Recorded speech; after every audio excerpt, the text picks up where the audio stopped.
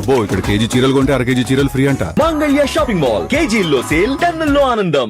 ఏదైతే ముద్రగడ పద్మనాభం గారు ఎన్నో మంచి మంచి కార్యక్రమాలు ఈ యొక్క ప్రజలకి కాదు, చుట్టుపక్కల గ్రామాలు 10 గ్రామాల ప్రజలకి చేశారని కూడా చెప్పడం జరుగుతుంది. అయితే ఇక్కడ ఆ పనిలో పాటు లబ్ధి పొందినటువంటి వ్యక్తి ఇక్కడ మనతో ఉన్నారు. ఒకసారి ఆయన చేసిన కార్యక్రమాల గురించి కూడా ఆయన వివరించే పరిస్థితులు మనం ఇక్కడ చూడొచ్చు. ఒకసారి మాట్లాడదాం. సార్, మీ పేరు? దొమ్మేటి అరుణ్ కుమార్ దివిరండి.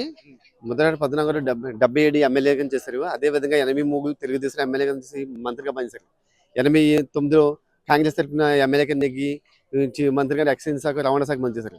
ఆయన 99 నుంచి 2004 దాకా ఎంపీగా చేసి ఆయన డాక్టర్ బిఆర్ అంబేద్కర్ గారు అన్ని వర్గాలకి, విభిన్న కులాలకి, విభిన్న జాతులకి, మతాలకి సరిపడా రాజ్యాంగం అందించాడు. కాకపోతే ఆయన డిస్కలర్ పీపుల్స్ అని చాలా మంది కోప వర్గాలు ఆయన అంతగా పట్టించుకోరు. అగ్రవర్ణ ఏ నాయకులు కూడా, పెద్ద నాయకులు కూడా ఆయన పట్టించుకోవడం జరగలేదు. కానీ డాక్టర్ బిఆర్ అంబేద్కర్ విగ్రహాన్ని దేశం మొట్టమొదటిసారిగా కాపులపేటలో ఇచ్చిన ఏకైక వ్యక్తి that is doctor Mudragada Padmanabham గారే. ఎందుకంటే ప్రతి ఒక్క వ్యక్తి సమానత్వం ఉండాలి, రాజ్యాధికారం ఉండాలి. ప్రతి ఒక్కటికి కూడా పొలిటికల్ పవర్ చేతిలో ఉంటుంది. ఈ దేశంలో రాజ్యాంగం నిలబెడతాకని గ్రహించి ఆయన డాక్టర్ బిఆర్ అంబేద్కర్ విగ్రహాన్ని కోపవర్గంలో భారతదేశంలో మొట్టమొదటిసారిగా ఇచ్చిన వ్యక్తి ఆయన డాక్టర్ ముద్రగడ పద్మనాభం గారే. అదేవిధంగా అంబేద్కర్ గారి యొక్క మనవని కూడా తీసుకొచ్చి, ప్రకాష్ అంబేద్కర్ తీసుకొచ్చి దళిత రాజ్య సమానత్వం కోసం కూడా ఆయన పోరాటం జరిగింది. గతంలో రౌద్రపూడిలో, ఉత్తర కంచిలో కూడా దళిత యువకుల్ని అరెస్ట్ చేసిన కూడా దీక్ష చేసి పూనుకోవడం జరిగింది. దళితులకి ఎలా పట్టాలు గట్రా ఇవ్వడం జరిగింది. ఆయన ఎన్నో అద్భుతాలు చేశాడు.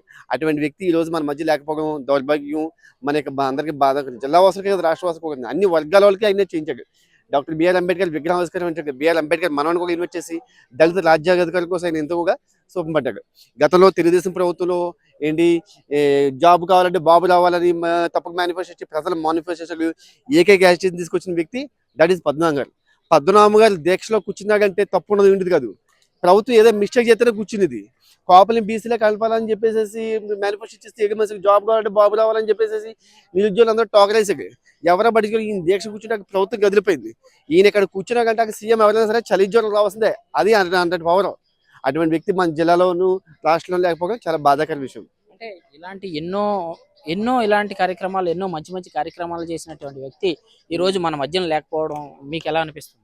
ఈ రోజు ఈ మధ్యన లేకపోవడం అంటే, కిర్లంపూడి తూర్పుగోదావరి జిల్లా అంటే ఏ నిర్ణయం తీసుకున్నా సరే, గోదావరి జిల్లా అంటే అమాయకులు అని చెప్పేసి ఏ నిర్ణయం పడితే ఆ నిర్ణయం తీసుకోవాలి. ఒక పద్మనాభం గారు అది మిస్టేక్ అని తెలిసిందా, అది ఆయన దృష్టికి వచ్చిందా, దాన్ని ఇంకా ఎక్కడ దాన్ని సాల్వ్ చేసే వరకు నిద్రట్టదు. అటువంటి వ్యక్తి లేకపోతే పరిసర గ్రామాలు ఇలా వైజాగ్, హైదరాబాద్, గుంటూరు దగ్గర ఏ ఊరు ఏమన్నంటే కిర్లంపూడి పక్క దివులు అని చెప్పాను. పద్మనాభం గారు ఏదైనా చెప్తే గగలు లాడేవారు. ఆటోమేటిక్గా పక్క ఊళ్ళో సరే మేము 95లో 10th సైన్స్ ఫెయిర్ ఎగ్జిబిషన్కి వెళ్ళాము. సరే వాళ్ళు మేము స్కౌట్లు దారిలో పెట్టి స్కౌట్లు ఆఫీసర్ ఎవరు ఏ కాలేజ్ అంటే కిర్లంపూడి గవర్నమెంట్ జూనియర్ కాలేజ్ అని చెప్పాను.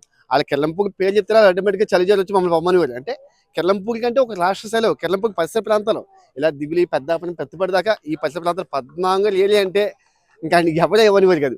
అయితే కిర్లంపూడి పేరు చెప్తేనే ముద్రగడ పద్మనాభం పేరు చెప్తేనే రాష్ట్ర వ్యాప్తంగా, దేశవ్యాప్తంగా కూడా ఒక సంచలనంగా మారిందని కూడా ఇక్కడ మనకి చెప్పడం జరుగుతుంది. సమీప ప్రాంతాల్లో